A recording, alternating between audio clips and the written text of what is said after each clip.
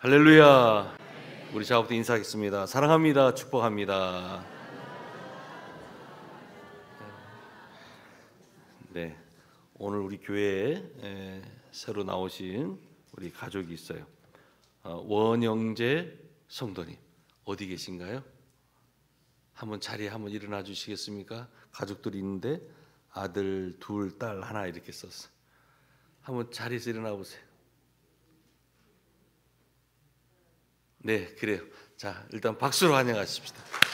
잘 오셨습니다. 네, 네. 여러분 또 한번 인사합니다. 잘 되고 있습니다.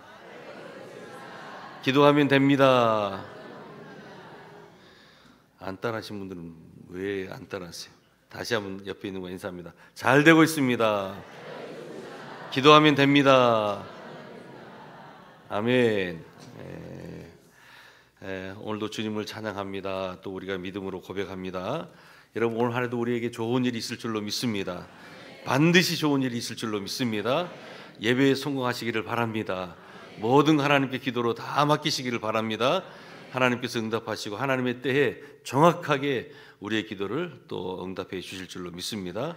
성도가 모일 때마다 기도해야 될 이유가 여기 있는 거예요. 그래서 하나님께서 우리의 기도를 들으시고 응답하시기 때문에 여러분들의 마음에 소원이 있습니까? 기도하시기를 바랍니다. 해결해야 될 일이 있습니까? 기도하시기를 바랍니다. 여러분 우리 교회가 신뢰를 회복해야 될 줄로 믿어요. 우리 교회가 다시금 지역에서 칭송받는 존경받는 교회가 되어야 될 줄로 믿습니다. 주님, 하나님 보시기에 무엇보다도 인정받는 교회 되게 해달라고 우리가 기도해야 될 줄로 믿습니다. 오늘 저는 예레미야 29장 11절 13절 마지막 말씀을 가지고 나를 향한 하나님의 생각이라는 제목으로 우리가 함께 말씀을 나누고자 합니다. 여러분 사람은 생각하는 존재예요. 여러분 동의하십니까? 그 사람의 생각이 그 사람의 일생을 좌우하는 거예요. 그래서 우리가 2025년을 살아갈 때도 어떤 생각을 하고 살아가느냐 하는 것이 중요해요. 늘 좋은 생각을 하시기를 바랍니다. 여러분 이왕이면 긍정적인 생각을 하세요. 그러면 여러분 우리의 생이 잘 풀려나가게 돼 있어요. 좀 성공적인 삶을 살아갈 수가 있어요. 그런데 우리가 좋지 못한 부정적인 생각을 하면요 자꾸 문제가 많이 꼬이게 돼 있어요. 또 어떤 일들이 자꾸 막혀요. 사회에 존재하지 않았으면 좋겠다. 주변에 어떤 분들은 그래요. 근데 여러분 반드시 우리의 마음이 우리의 생각이 늘 하나님 보시기에 정말 건강한 바른 그러한 삶이 될 수 있기를 축복합니다. 이제는 나 중심의 생각에서 벗어나시기를 바랍니다. 도대체 하나님이 어떠한 마음을 가지고 계실까? 하나님의 생각을 쫓고 또 하나님께 물으시기를 바랍니다. 하나님께서 우리에게 좋은 믿음의 자세로 또 한 해를 살아갈 수 있도록 인도해 주실 것입니다. 여러분 오래전에 미국에서 실질적으로 있었던 일이에요. 여러분 한두 번 들으실 수 있는 예화인데 어떠한 그 화물 열차가 있었어요. 그런데 그 화물 열차 중에서 특별히 냉동칸이 하나가 있었어요. 그런데 그 직원이 화물칸 안에 냉동칸 안에 들어가서 이제 물건들을 좀 체크하는 그 과정이 있었어요. 한동안 그 냉동칸 안에서 여러 가지 짐을 체크하고 있는데 문이 닫혀져 버린 거예요. 보니까 퇴근 시간이 됐다고 해서 외부에 있는 직원들이 문을 닫고 그냥 퇴근해 버린 거예요. 안에 갇힌 직원이 소리를 지르고 문을 다 쾅쾅 두들겨도 어느 누구도 반응해 주는 사람이 없었습니다. 이제 그는 오랜 시간 걸리면서 포기한 채로 스스로가 이렇게 생각하는 거예요. 덜썩 주저앉으면서 이제 나는 서서히 죽어가는구나. 체온이 떨어지는구나. 이제 곧 나는 동상에 걸리게 되고 온 몸이 마비되고 차갑게 굳어지면서 죽어가겠지. 그는 정말 조금 지나고 나서 그 온몸이 굳어지면서 결국은 죽게 되었다라는 거예요. 여러분 다음 날 아침에 직원들이 출근해서 그 화물칸 냉동칸 문을 열어보니까 깜짝 놀랄 일이 있었어요. 누구예요? 같은 직장 동료가 거기에 죽어 있는 거예요.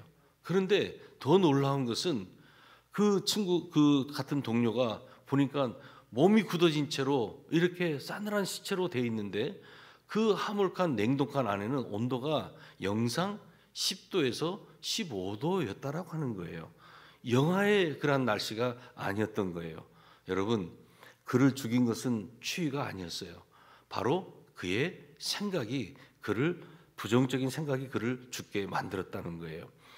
여러분, 우리 인생이 고난 속에 들어가게 되면 무엇보다도 중요한 것이 우리의 마음과 생각입니다. 내가 지금 어떤 마음과 생각으로 살아가느냐. 고난이 우리로 하여금 때로는 분별력을 잃게 만들어요. 지금의 이 상황, 지금의 이 현실을 제대로 파악하지 못하도록 우리의 판단력을 흐리게 만들어 버린다는 것이죠. 그래서 항상 자기 인생을 향한 하나님의 뜻이 무엇인지를 우리가 질문을 던지면서 말씀 속에서, 기도 속에서 우리가 해답을 찾아야 하는 것입니다. 여러분, 올 한 해 시작하면서 어떠한 마음과 생각을 가지고 있어요? 올 한 해 우리가 시작하면서 홀가분한 마음으로 시작해야 될 텐데, 여러분들의 가정, 여러분들의 직장, 또 여러분들의 어떤 관계 속에서 짓눌린 부분들이 있을 수도 있어요. 그런데 이제 내 인생은 이렇게 끝나는 걸까? 왜 이렇게 자꾸만 내 인생이 이렇게 막혀 있고 힘든 것일까라고 부정적으로 생각하지 마시기를 바랍니다. 오히려 올 한 해를 주신 하나님께 감사하면서, 그래, 올 한 해도 하나님께서 나에게 귀한 기회를 주셨지, 지금의 이 아픔, 지금의 이 현실 내가 믿음으로 감당하리라, 내가 믿음으로 전진해 나가리라, 주님 안에서 반드시 이것을 해결하리라라는 그 긍정적인 그 믿음 선포가 우리 가운데 있어야 될 줄로 믿습니다. 근데 우리의 마음이라고 하는 것은 지금의 당장의 현실을 좀 벗어나고 싶은 마음이 있거든요. 좀 탈출하고 싶은 그 마음이 있어요. 그런데 여러분, 한 가지 꼭 기억하시기를 바랍니다. 우리의 고난과 시련이라고 하는 것, 이것은 우리가 배워야 할 아주 중요한, 성장하는 데 중요한 과정이라고 하는 거예요.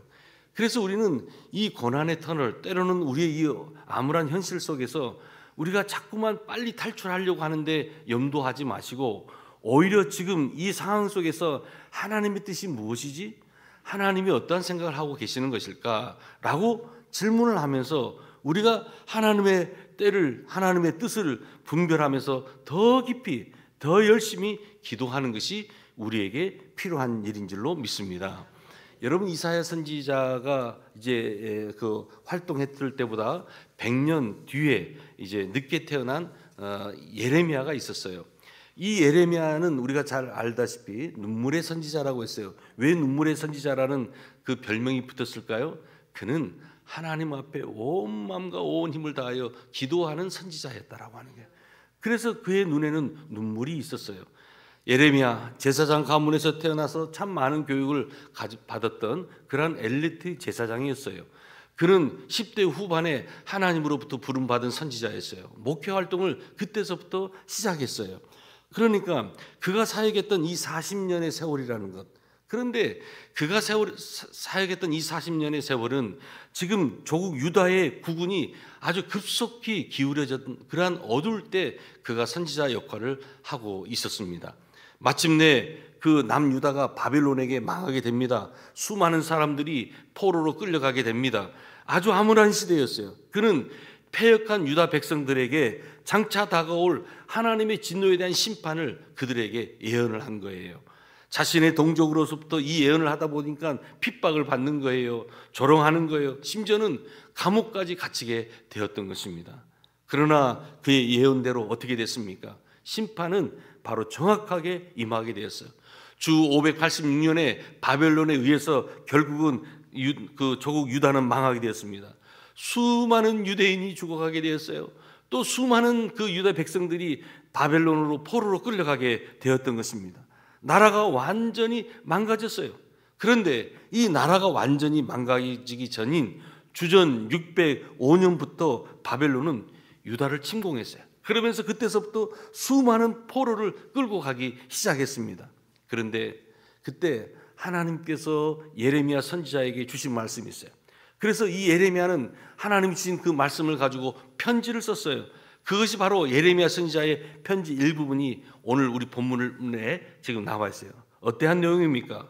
여호와의 말씀이니라. 예레미야 29장 11절로 13절의 말씀입니다. 너희를 향한 나의 생각을 내가 아나니 평안이요 재앙이 아니니라. 너희에게 미래와 희망을 주는 것이니라. 여러분, 지금 바벨론 포로로 끌려가고 있는 이 상황, 지금 바벨론에 의해서 침공을 당하고 있는 이 유다 백성들, 그런데 우리 하나님께서 주신 말씀이 무엇인가 하니 너희를 향한 나의 생각을 내가 아노니 이것은 재앙이 아니라는 거예요. 평안이라는 거예요.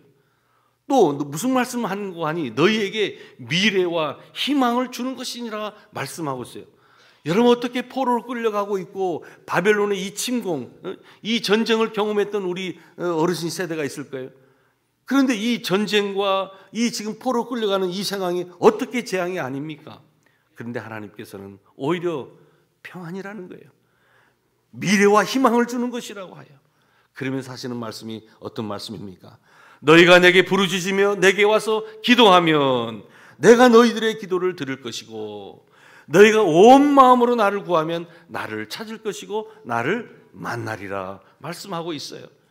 이 말씀은 나라가 완전히 망가지기 전에 바벨론 1차 포로로 끌려갔던 그 당시 유다 백성들에게 보낸 예레미야 선지자의 편지 내용이에요.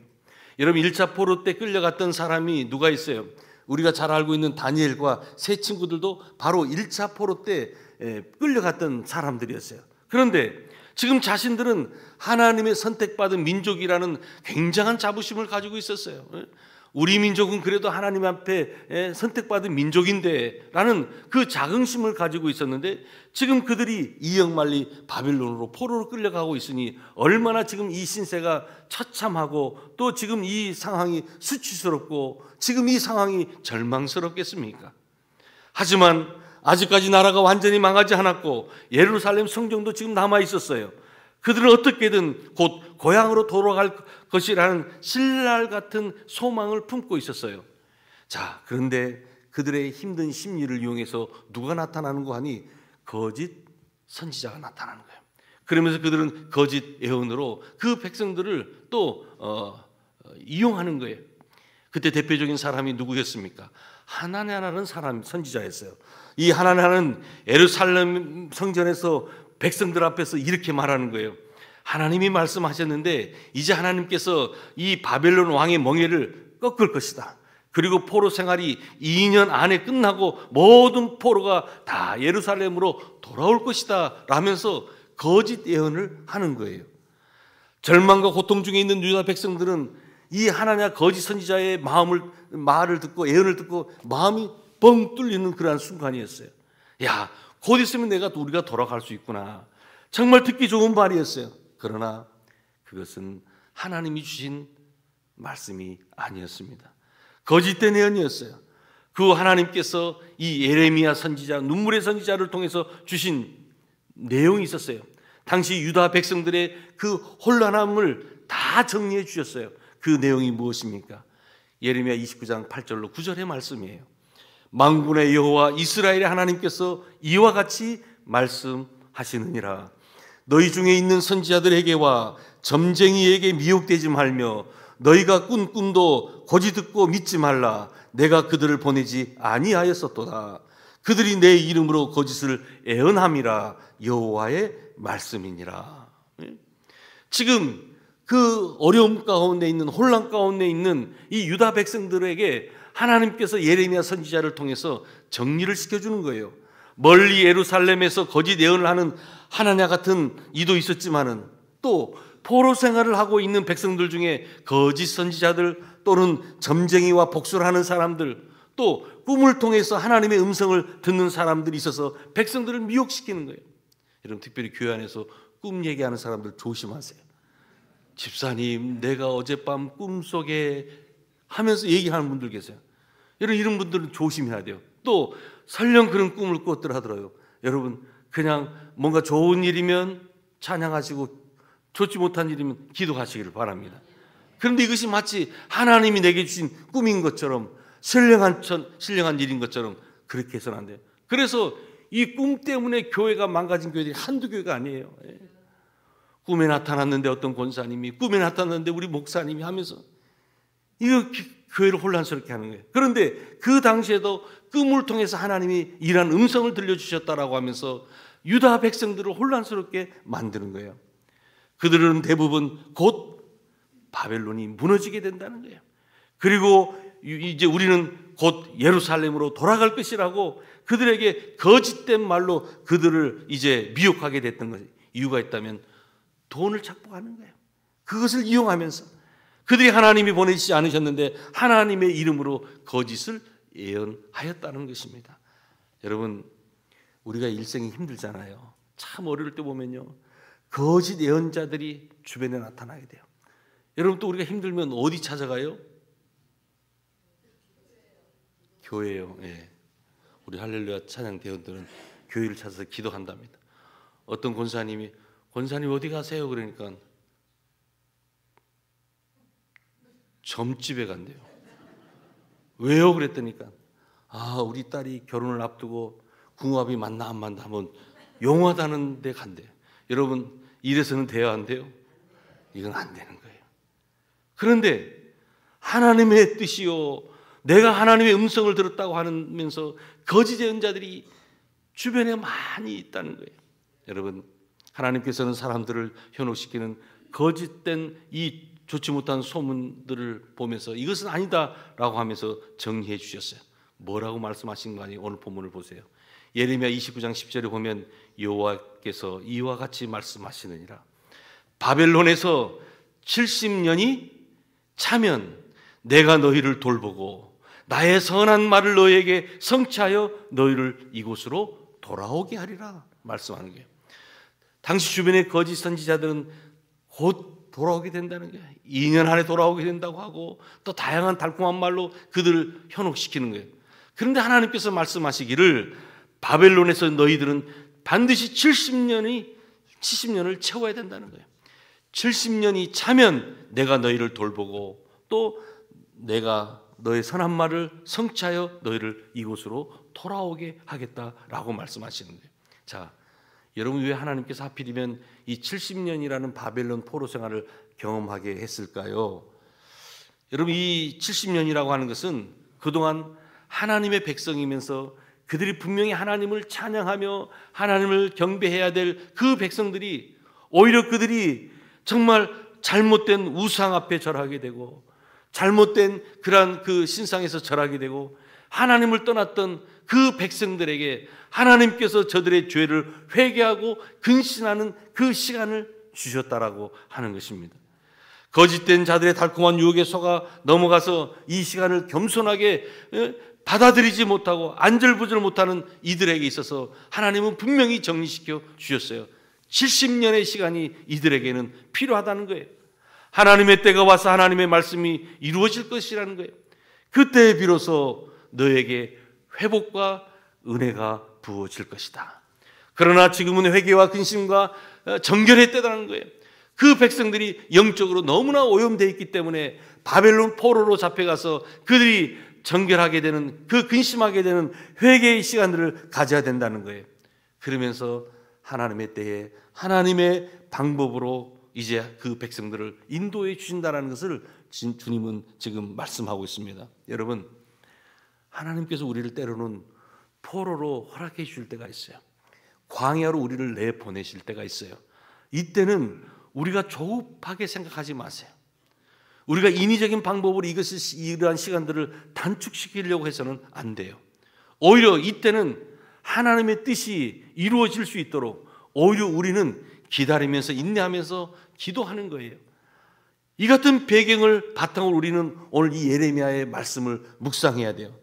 너희를 향한 나의 생각을 내가 하나니. 우리 인생을 향한 하나님의 뜻이라고 하는 것은 오직 하나님 당신만이 아신다는 거예요. 그렇기 때문에 우리가 지금 당하고 있는 여러 가지 많은 어려움 현실들, 이러한 것을 통해서 하나님 이것이 속히 이제 멈춰지기를 원합니다라고 기도하기보다는 오히려 이러한 때를 통해서 하나님, 내가 하나님 앞에 오염된 영적인 부분들이 오히려 이 시간대를 통해서 정결하게 씻음바 되는, 근신하는, 회개하는 시간이 되게 해 주옵소서. 오히려 이렇게 기도하는 거예요. 그런데 자꾸만 사탄이 우리들에게 보이스피싱으로 우리들을 유혹하는 거예요. 속이는 거예요. 오히려 회개의 시간을 갖지 못하게, 정결하지 못하게 만드는 거예요. 단순하게 지금의 이 어둠, 이 터널을 빨리 끝내기를 원하는 거예요. 여러분, 그것은 절대로 하나님의 음성이 아니에요. 이것은 어두운 사단의 음성인 거예요. 성경은 보면 이 영어 성경 이 부분을 하나님의 생각이라고 했는데 이 생각을 계획으로 플랜으로 번역하고 있어요. 다시 말씀드리면 하나님께서 우리를 향한 당신의 생각, 계획이 있다는 거예요. 왜 우리에게 이 포로의 시간을 허락해 주시는 거예요?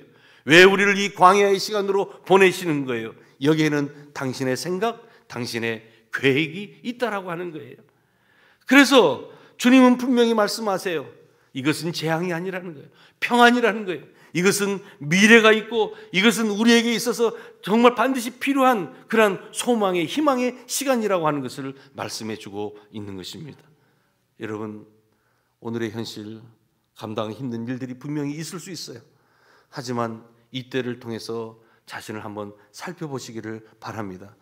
재앙으로만 이 시간을 받아들이지 마시고 이 재앙의 시간에서 빨리 탈출하려고 하지 마시고 오히려 왜 지금 나에게 이 시간이 주어졌을까? 이스라엘 백성들이 바벨론 포로 생활을 재앙으로만 받아들이기 때문에 문제가 생긴 거예요. 그래서 하나님께서는 수정해 주시는 거예요. 이것은 재앙이 아니다. 평안이다. 이것은 미래요. 희망이다라고 말씀해 주고 있는 것입니다. 여러분, 고난의 영적인 의미를 모르는 사람들은 고난에서 빨리 빠져나가려고만 해요. 그래서 그 약해진 마음을 이용해서 파고드는 거짓된 선지자들, 또 잘못된 어떤 주변의 사람들이 우리를 자꾸만 미혹해요. 여러분, 이럴 때일수록 하나님 말씀 앞에 서시기를 바랍니다. 하나님 앞에 더 깊이 더 열심으로 한번 가서 보시기를 바랍니다. 자꾸는 마귀는 우리들로 하여금 빨리빨리 나름대로 이 시간들을 좀 기도 없이 말씀 없이 하나님의 뜻은 헤아리지 않고 나의 뜻만 생각하면서 이 시간들을 보내고자 우리를 유혹합니다. 하지만 여러분 꼭 기억하십시오. 하나님께서는 우리들에게 이 시간들을 통해서, 여러분, 별은 낮에도 있어요. 하지만 칠흑 같은 어두운 밤에 별은 더 빛나게 돼 있는 거예요. 하나님은 항상 말씀하고 계시지만은 내가 갇혀 있을 때, 내가 또는 광야에 있을 때, 내가 지금 포로로 지금 잡혀가 있을 때, 이 어둠의 시간에 그 말씀이 더 깨끗하게 선명하게 내게 들려지고 또 느껴지더라는 거예요. 그래서 우리에게는 칠흑 같은 어두운 밤이 때로는 필요하다는 것입니다. 여러분, 혹시 우리가 지금 인생의 감옥을 통과하고 있지는 않습니까? 내가 지금 인생의 광야를 통과하고 있지 않습니까? 이때가 바로 하나님의 음성을 들을 수 있는 좋은 기회임을 여러분 믿으시기를 바랍니다. 왜 70년의 시간 동안 하나님께서 그들을 고통의 광야 속에 몰아넣었던 것입니까? 하나님은 그 유다 백성들을 좀 새롭게 변화시켜 주시기 위함이었던 것입니다. 그들은 너무나 교만했어요. 그들은 하나님 앞에 집중하지 못했어요. 그들은 낮아지지 못했어요. 그렇기 때문에 하나님께서 그 교만했던 그들을 깨어지게 해주시고 자신들의 우상을 버리도록 더 철저하게 정결하게 해주시고자 하나님께서는 이 포로 생활 70년의 시간을 반드시 갖게 해 주셨다라고 하는 거예요. 하나님과의 관계 회복이 있었던 거예요. 다시금 거룩한 백성으로서 하나님의 군대로 우뚝 서게 해주시고자 바벨론 포로의 70년의 세월을 하나님께서 허락해 주셨던 것입니다. 광야, 이 시간은 우리들에게 결코 저주의 시간이 아니에요. 이 시간은 하나님의 음성이 가장 잘 들리는 시간이고 장소임에 틀림이 없습니다.